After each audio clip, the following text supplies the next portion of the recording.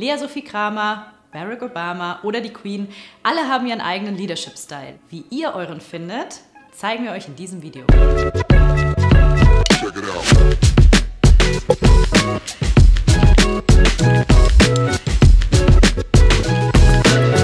Hey und herzlich willkommen.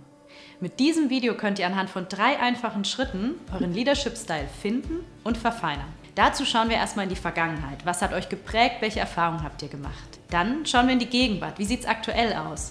Und schließlich noch in die Zukunft. Wie möchtet ihr führen und wo möchtet ihr euch noch weiterentwickeln? Wie würdet ihr euren Leadership-Style beschreiben? Sagt ihr den anderen ganz klar, wo es lang geht und seid so richtig autoritär, wie Cäsar, der römische Kaiser? Oder lasst ihr lieber alle machen, was sie wollen, also so laissez-faire? Das kann schnell ins Chaos führen. Wahrscheinlich keins von beiden, denn das sind Führungskonzepte, die eher aus der Vergangenheit stammen. Heutzutage geht es eher darum, situativ zu führen.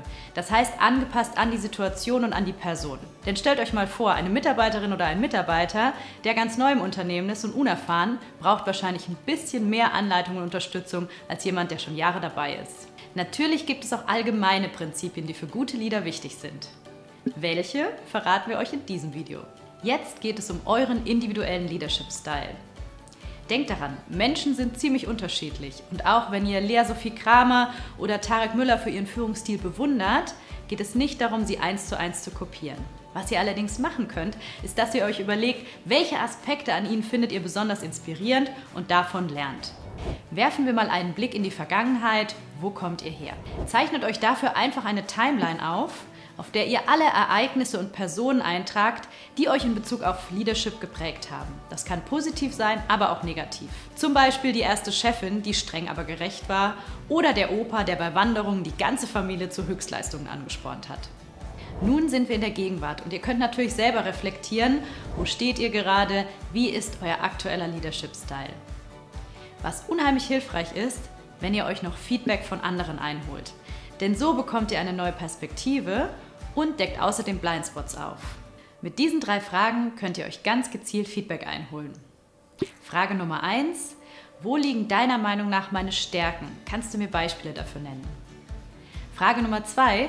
Wo liegen deiner Meinung nach meine Entwicklungsfelder und kannst du mir auch hierfür Beispiele nennen? Und Frage Nummer 3. Was willst du mir allgemein noch sagen? Was ist dir noch wichtig in Bezug auf mich? Kleiner Tipp. Wenn ihr diese Fragen per E-Mail schickt, haben die Leute viel mehr Zeit und Muße, um sie euch gut zu beantworten. Schickt sie am besten an 3 bis 5 Personen, mit denen ihr schon mal zusammengearbeitet habt oder aktuell zusammenarbeitet. Werfen wir nun einen Blick in die Zukunft, also wie wollt ihr euren Leadership-Style noch weiter verfeinern? Dafür könnt ihr die Informationen aus der Timeline, aber auch aus dem Feedback reflektieren und euch überlegen, wie sieht euer Leadership-Style tatsächlich in der Praxis aus? In einem halben Jahr, in einem Jahr, vielleicht in 2 Jahren.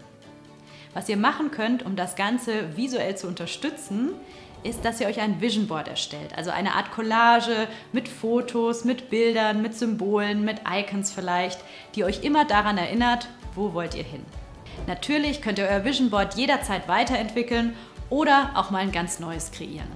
Also reflektiert, wo kommt ihr her, macht euch bewusst, wo steht ihr aktuell und gestaltet damit euren zukünftigen Leadership-Style.